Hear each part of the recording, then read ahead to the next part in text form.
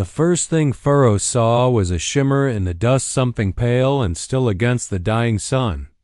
At first, he thought it was nothing more than a trick of the light, another mirage on this unforgiving land. The late afternoon heat often made the horizon ripple like water, turning stones into ghosts. But then his horse snorted, ears flicking nervously toward the fence line. That was when he saw it clearly. A woman, collapsed on the dry earth. The wind was picking up, dragging sand across her body like a cruel hand trying to bury her alive. Her pale dress was torn at the hem, snagged on barbed wire, and her skin sunburned, bruised, and raw contrasted sharply with the ochre ground beneath her. She looked too clean for this place, too soft for a land that chewed up even the toughest men and spat them out as dust. Pharaoh swung off his horse in one smooth motion. The sound of his boots crunching against the gravel broke the stillness. He moved toward her with cautious steps, his long black hair whipping in the wind. Her breathing was faint, shallow, as if she'd spent the last of her strength just reaching his land. He could smell the faint scent of lilac clinging stubbornly to her hair, an odd sweetness out here, where only the scent of sagebrush and dry earth usually lived. He knelt beside her. Her pulse fluttered weakly against his fingers. She was alive, but just barely. Pharaoh was a man who lived alone by choice. His land stretched wide and silent, bordered by red clay hills and a dying creek bed. The war had taken most of his people. The government had taken the rest.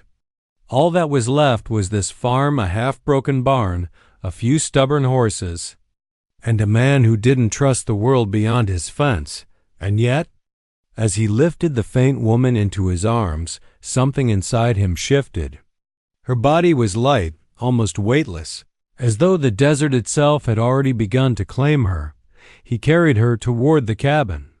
Inside, shadows pooled in the corners like old memories.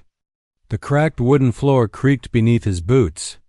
He laid her gently on his cot, the one place in the house untouched by dust and sorrow. A loose strand of her golden brown hair fell across her cheek. He pushed it aside, and the light from the window revealed her face, delicate, tired, but hauntingly familiar in a way he couldn't explain. He brought water from the basin, dampened a cloth, and pressed it to her forehead. Her cracked lips parted, and a single whisper slipped out like a dying candle's last flicker. "Fort!" The word hit him harder than any bullet. His jaw tightened, the muscles in his neck coiling. There was only one fort anywhere near his land, Fort Dominion. Pharaoh had sworn never to return to that place. It was more than just a military outpost. It was where everything had changed. Where the soldiers had come years ago with promises of peace and left his brother lying dead in the red dirt. It was the place where the sound of gunfire had replaced laughter, and where his name, once a proud Apache name, had been spat on like poison. His hands curled into fists as he stared down at her. Who was this woman? Why had she come here, to the one man who wanted nothing to do with outsiders? Outside, the wind howled through the canyons like a morning cry. Pharaoh shut the cabin door tight, sealing them away from the creeping dark. He knelt once more beside her and noticed something else. A faint, burned mark on her wrist. It wasn't from the sun. It was deliberate, a brand. Something stirred inside him then. Not pity, not yet. But something old and buried. She began to shiver violently, her breath hitching in ragged gasps. He grabbed a blanket, his mother's old woven wool one, and wrapped it around her. She didn't wake, but her hand reached out in her feverish sleep, clutching the edge of his shirt like a drowning soul clinging to driftwood. Pharaoh stared at that hand, then at her face. The sun was dipping behind the hills now, turning the world outside blood red. He could have left her out there. He could have pretended he'd never seen the shimmer in the dust. That would have been easier, cleaner. But something told him this woman wasn't just another stranger wandering through. She carried the kind of trouble that burned everything it touched. He set the water basin beside the bed and sat on the floor, back against the wall, listening to her shallow breaths. He didn't know her name. He didn't know why Fort Dominion was tied to her. But he knew one thing for certain: the quiet life he'd built on this land was about to be torn apart. And for the first time in years, Faraz wasn't sure if he was ready. When dawn broke over the desert, the light was cruel, too bright, too honest. Faraz stood outside his cabin, squinting across the barren stretch of land where he'd found the woman. The wind had erased most of the tracks overnight, but he could still make out a faint trail pressed into the dust, the uneven hoof prints of a horse that had been running hard, a struggle near the fence, and drag marks leading toward where she had fallen. Someone or something had been chasing her.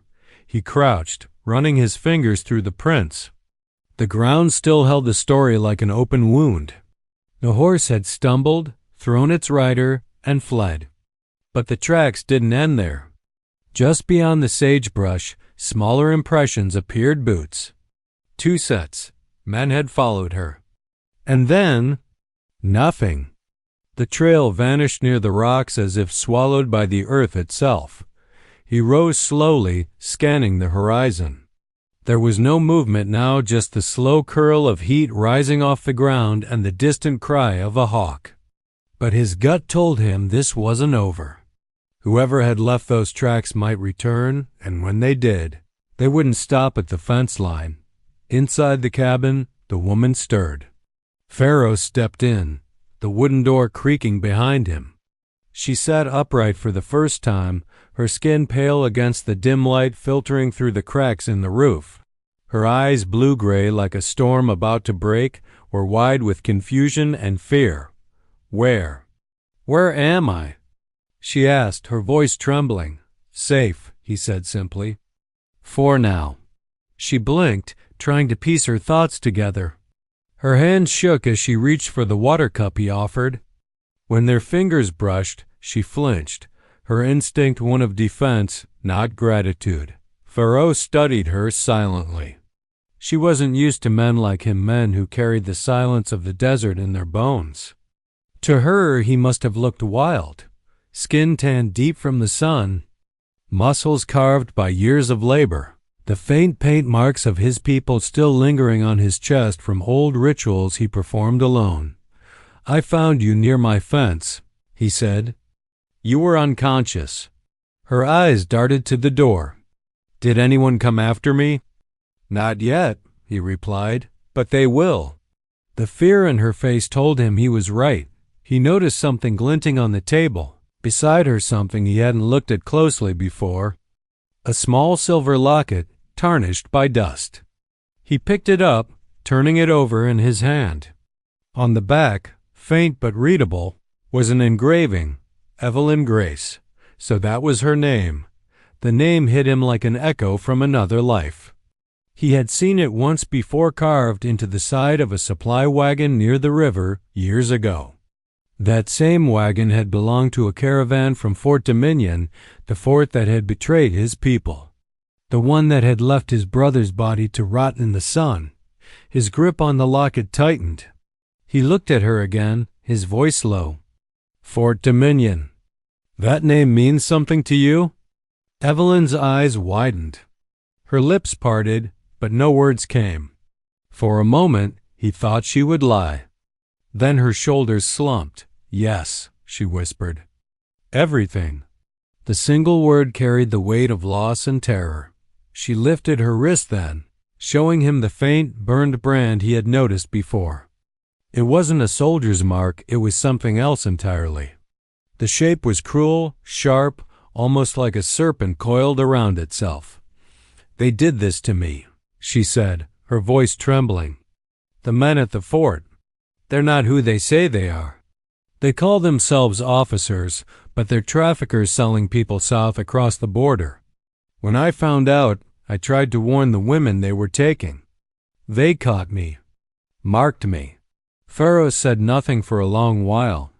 His chest rose and fell slowly, the only sign of the storm building inside him. He had known evil men before, but this This was worse. This was organized cruelty, dressed in uniforms and wrapped in law. Why come here? He finally asked. Evelyn's gaze lifted to his. Someone told me about you, she said softly. Said there was an Apache farmer out north who didn't bow to anyone. I didn't believe it. But when I ran, this was the only place left. He studied her for a moment longer. There was no deceit in her eyes, only exhaustion and the fragile thread of hope. You should have kept running, he murmured. I couldn't, she said. They have children there, women. If I die, no one will tell. Her voice cracked and the room fell silent. Feroz looked toward the door again, where the desert wind hissed against the walls. He had sworn never to go near Fort Dominion again. But now, a pale, trembling woman had brought the fort sins right to his doorstep. And Feroz knew, deep in the marrow of his bones, that peace had just died on his land. By the third day, Evelyn Grace could finally stand on her own, though her legs trembled as though the desert wind itself might knock her down. Feroz had given her what little he had: water from the well, a thin soup from the last of his corn, and silence. She seemed to understand that silence was his language. Outside, the heat pressed down like a heavy hand. Inside, the air was thick with questions neither dared to ask. Feroz sat sharpening his knife on a whetstone, the rhythmic scrape filling the room. Evelyn watched him from the cot, her eyes distant but alert. Every few moments, she glanced toward the door as if she still expected men to burst through it. They'll come, she said quietly. Her voice trembled, but her gaze did not. They always come back when they lose one. Feroz didn't look up. The edge of his knife caught the light, a silver line against the dim cabin. Who? He asked. The men who run the fort, she replied, almost whispering. They're not soldiers anymore, not really. They wear the uniform, but the orders they follow don't come from any government. Feroz frowned. Then from who?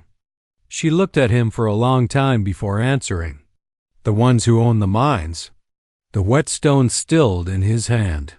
His chest rose slowly as if he were steadying himself against an old ghost. I've heard of those mines, he said. South, near the border. Men go there and don't come back. Evelyn nodded. Because they never leave. They take men and women, both those who can't fight, can't pay debts, or who are simply in the way. Fort Dominion feeds them. I was the clerk there once. I saw the lists. The shipments. Her voice cracked. They said it was rebuilding the frontier. But it was just chains in the dirt. The fire in the stove crackled. Feroz's jaw tightened as he stared into it. The orange glow flickered against the scars on his chest, making them look alive. They killed my brother there, he said quietly. The soldiers who wore that same uniform. Evelyn's eyes softened, and for a long time she said nothing. When she finally spoke, her voice was barely above a whisper. I know what that loss feels like. She turned her face toward the window, watching a hawk circle lazily above the dry hills. My husband tried to expose them. He was a reporter from St. Louis. He wanted to write the truth about the labor camps. They caught him one night near the supply wagons. I found his notebook a week later burned. And his body. Her breath hitched, but she didn't cry. The desert had already taken her tears. Silence filled the room, but it wasn't empty. It was heavy, like a shared wound neither could hide from anymore. Feroz rose to his feet, pacing slowly. He had spent years avoiding the world beyond his fence line, pretending that peace could be grown like corn if he just worked the soil long enough. But now, that illusion cracked with every word Evelyn spoke. They'll come for you again, he said finally. They don't let witnesses live. I know. And you still came here? I didn't have a choice, she said. You're the only one they fear. Feroz stopped pacing. His head turned slightly toward her, eyes narrowing. Why would they fear me? Evelyn hesitated. Because you fought them once. Because you lived. Her words hung in the air like smoke. He remembered that night, the burning fort, the screams, the betrayal of supposed peace. He had crawled away through the blood and fire while others didn't. The soldiers thought he'd died. Maybe part of him had. Evelyn's voice softened. The men at the fort talk about you like a ghost story. The Apache farmer who wouldn't die. They say you keep the land cursed so no one builds near it. A faint smile touched Ferros's lips, grim and without joy. Maybe they're right. Outside, the sun had begun to sink, staining the land crimson. Evelyn stood shakily and moved closer to the door, looking out across the horizon. You said your brother died there, she murmured. Would you go back if you knew you could stop them? He didn't answer. His hand rested on the windowsill, fingers curling slightly. I can't promise anything, she said, her voice low. But I know where their records are. Proof of what they've done. If we can reach it, Ferros turned sharply. You saved my life, she said. Now let me help you take back yours. For the first time, he met her eyes fully. In that moment, something unspoken passed between them, grief recognizing itself in another. The air outside darkened, and the wind began to rise, carrying the smell of dust and faraway smoke. Ferros's gaze drifted to the east, toward the unseen fort that haunted both their pasts. Fort Dominion buried my blood, he said quietly. Maybe it's time I dug it up. Evelyn didn't flinch. Then we start tomorrow. Ferros nodded once, his expression hardening. Tomorrow. And as the night came down over the desert, the Apache warrior and the runaway clerk sat in the glow of the dying fire. Their fates bound by a single word, neither of them spoke aloud vengeance. Night fell heavy and slow over the desert, pulling long shadows across Ferros's land. The faint crackle of fire from the hearth was the only sound in the cabin. Outside, coyotes howled in the distance, their cries echoing through the emptiness. Inside, the world felt smaller, tighter, as if the air itself waited for truth to be spoken. Evelyn sat near the fire, her knees drawn to her chest, her fingers clutching the edge of the blanket Ferros had wrapped around her. The flames painted her face in shifting light gold one moment, ghostly pale the next. Across from her, Ferros sat on a wooden stool, silent, sharpening his blade as if the rhythm steadied his thoughts. When she finally spoke, her voice came out brittle and raw. Do you know what happens to the women they take? Ferros didn't answer. His knife stopped mid-stroke. Evelyn stared into the fire. They call it work, but it's slavery. They drag them across the border, sell them to mine owners, ranchers, or worse.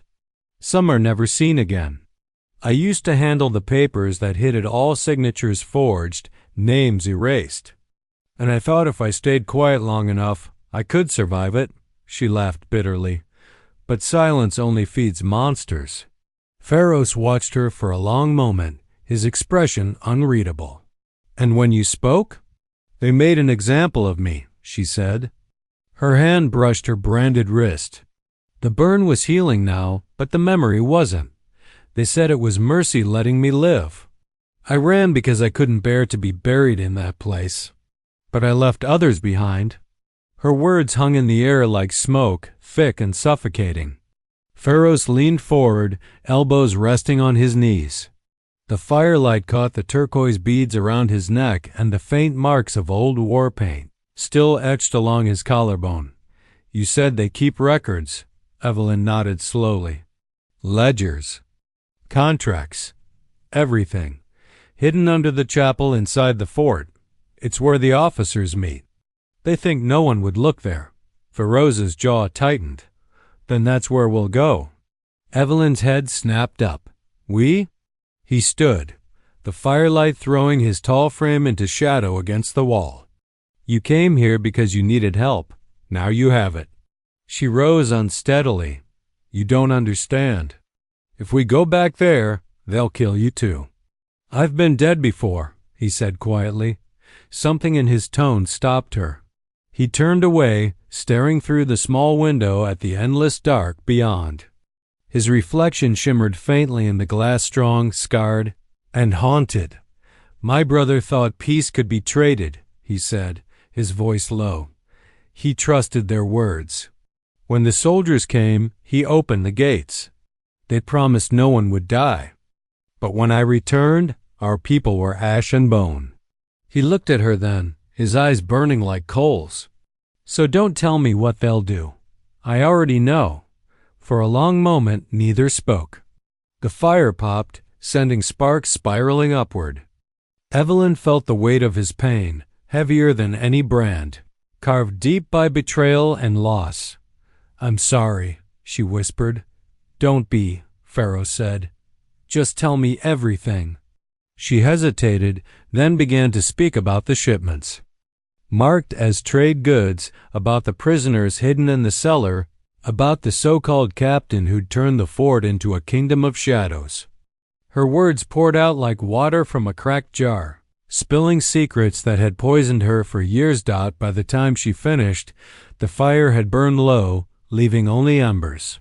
Pharaoh's eyes had hardened, but not with rage, something deeper, something colder. "They took your husband," he said.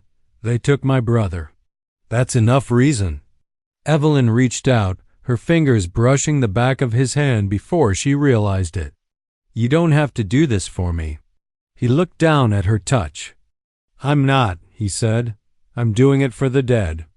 Outside, a gust of wind rattled the window shutters, scattering ash across the hearth.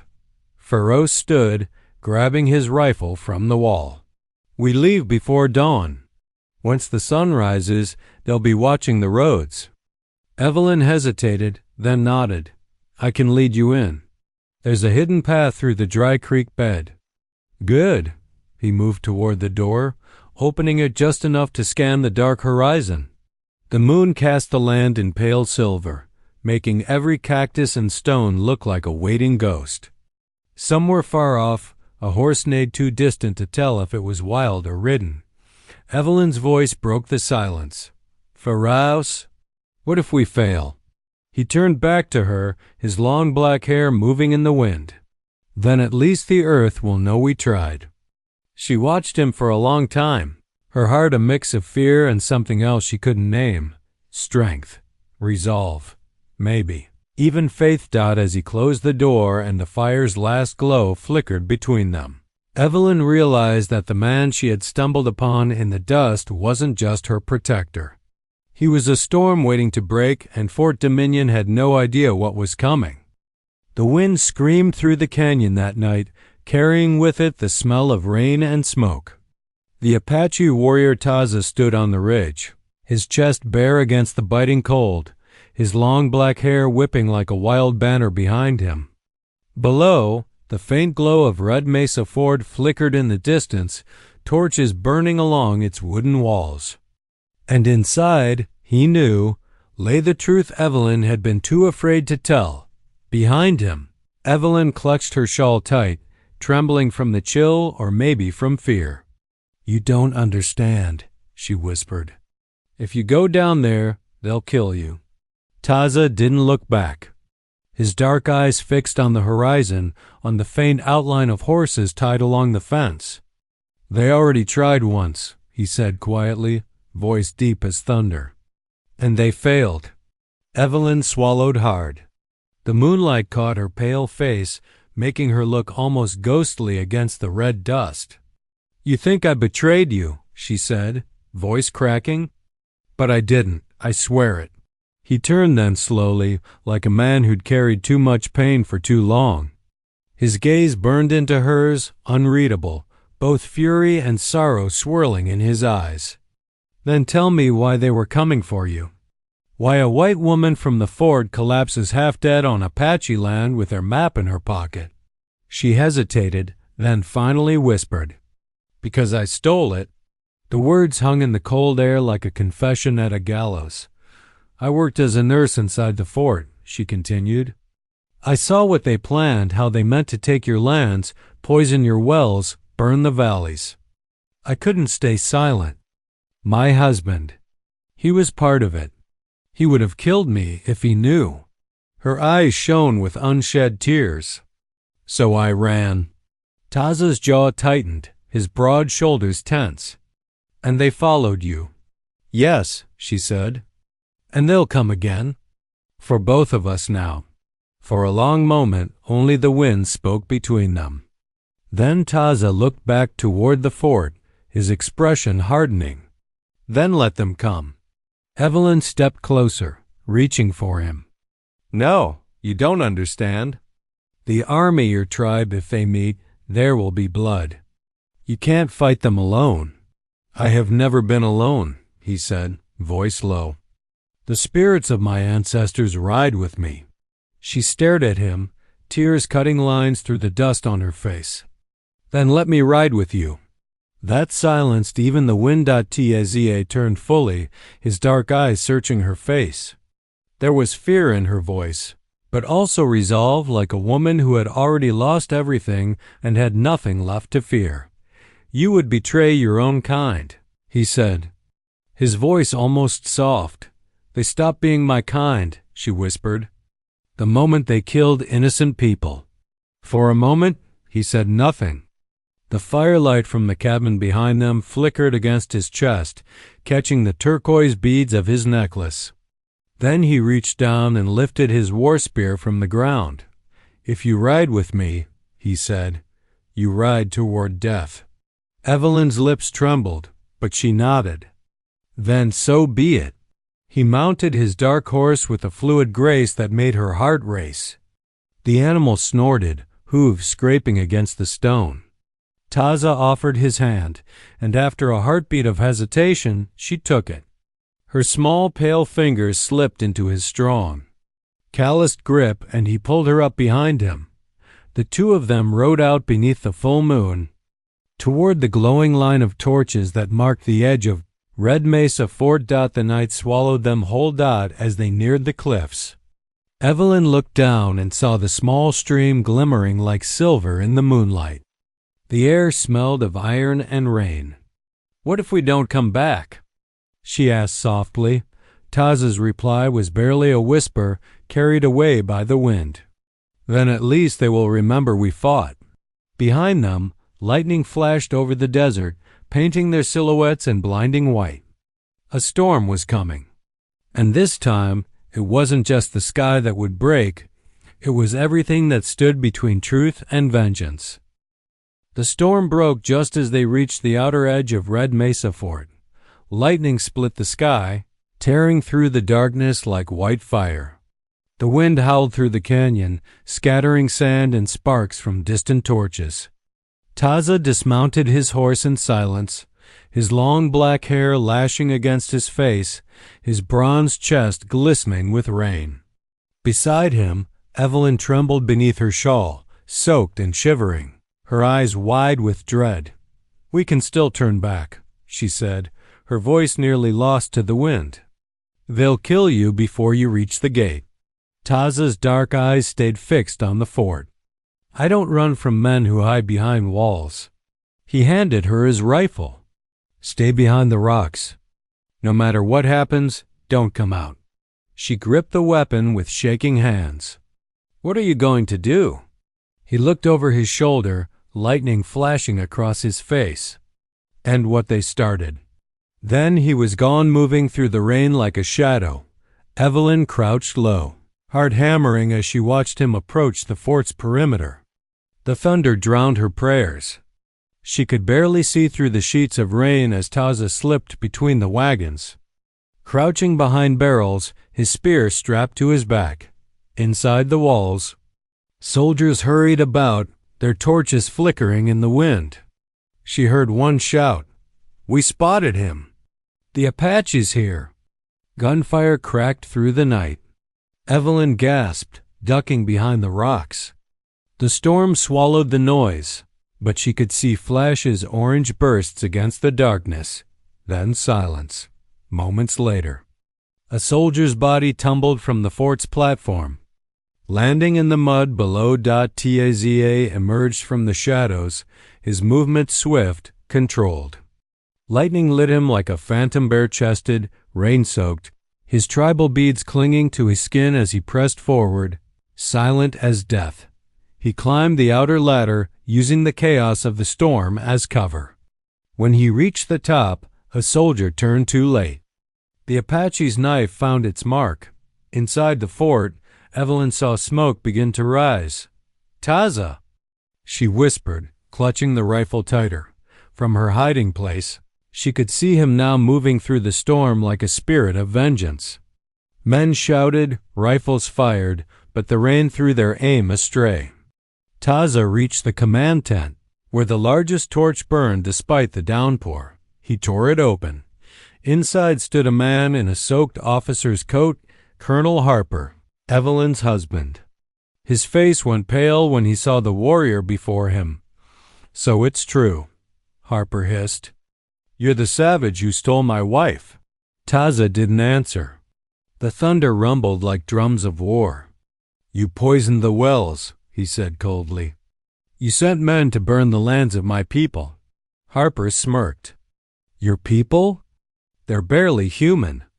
You're animals, all of you." Taza stepped forward.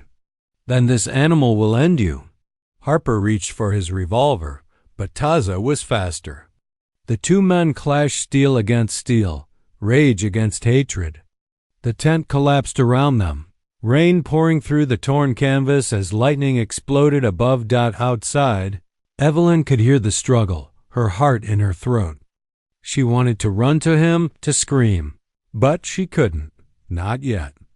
When the next flash of lightning came, she saw them, two silhouettes locked in combat. Then one fell.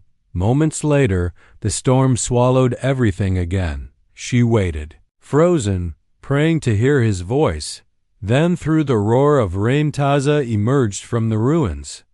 His body was covered in mud and blood, his long hair plastered against his back, his chest heaving. He dropped the colonel's gun into the dirt. Evelyn ran to him. "Taza!" she cried, her voice breaking. "You're hurt." He caught her by the shoulders, his grip firm but trembling. "It's done," he said quietly. "The one who hunted you will hunt no more." She stared into his eyes, tears mixing with the rain. "Then let's leave this place, please, before they come." Taza looked at the fort flames now licking at the wooden walls as lightning struck again. "We can't run forever, Evelyn. The land remembers everything. Blood must be answered with truth." "But you'll die if you stay," she whispered. He brushed a strand of wet hair from her face, his expression softer now. "Then let me die free." Before she could speak again, the storm rolled louder, and in the distance came the sound of horses, many of them. Evelyn turned, her face pale. Who are they?" Taza looked toward the canyon's edge. His lips curved faintly, like a man greeting fate. "They are not soldiers," he said. "They are my people." And as the first flash of dawn broke over Red Mesa, dozens of Apache riders appeared on the ridge, their spears raised, their cries echoing through the dying storm. Taza stood tall, rain streaming down his powerful frame as the world held its breath for what came next. The storm had passed, leaving behind a world soaked in ash and silence. Smoke curled from the shattered remains of Red Mesa Fort, and the rising sun painted the wet earth in gold and crimson, like the sky itself mourned what had been done. Taza stood barefoot in the mud, the rain still dripping from his long black hair. His chest rose and fell heavily, muscles slick with water and blood. Around him, his Apache riders gathered in a solemn circle, silent, proud, their spears glinting in the new light. Evelyn stood a few steps behind him, wrapped in her soaked shawl, her face pale but eyes unyielding. She looked at him not as a stranger, not as the savage the world had called him, but as the man who had saved her soul. One of the riders dismounted and approached, an elder whose braided gray hair was streaked with silver. His voice was deep and steady. "The fort is finished.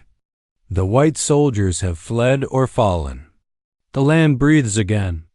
Taza nodded but didn't smile.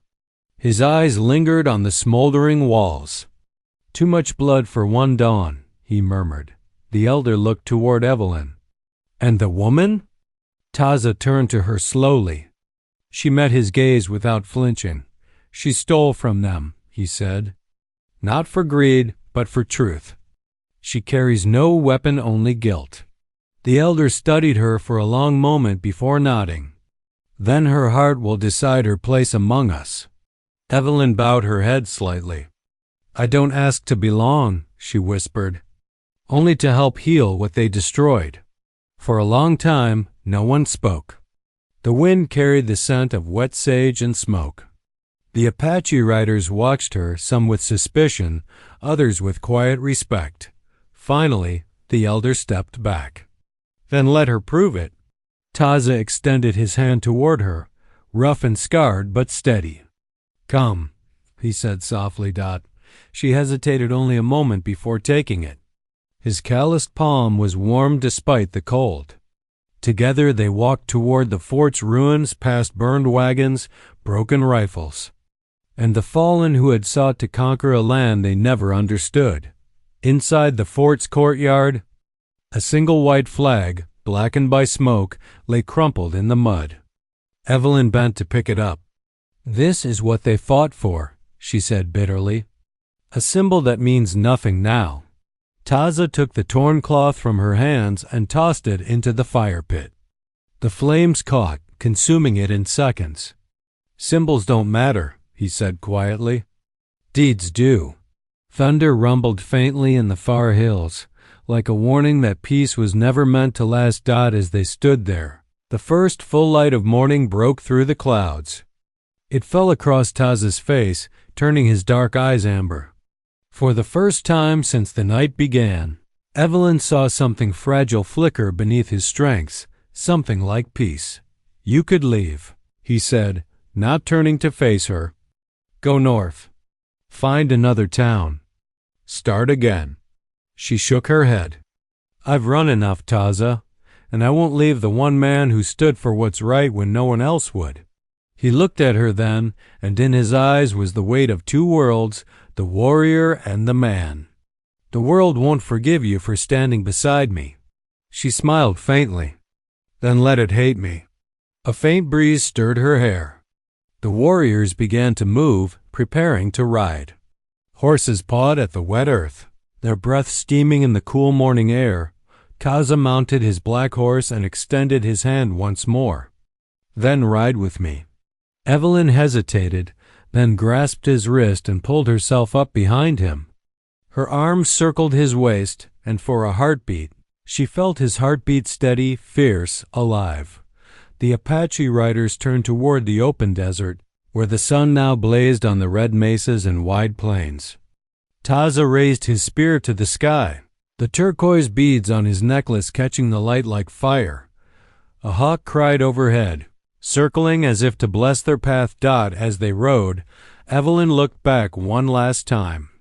The fort grew smaller until it was only a scar on the horizon, a reminder of everything that had been broken and rebuilt in one night. When she turned forward again, Taza spoke without looking back. "The white man builds walls," he said, "but the earth she remembers. She heals." Evelyn rested her head against his back, whispering, "And so will we." They rode until the fort was nothing but a shadow, until the rising sun painted them gold and red and alive. The storm had taken much, but in its wake, it had left something rare in that wild land. Redemption. And as the horizon stretched endlessly before them, Taza, the warrior who had fought for his land, his people, and now for love, rode on beneath the great open sky, with Evelyn Grace at his back, both free at last.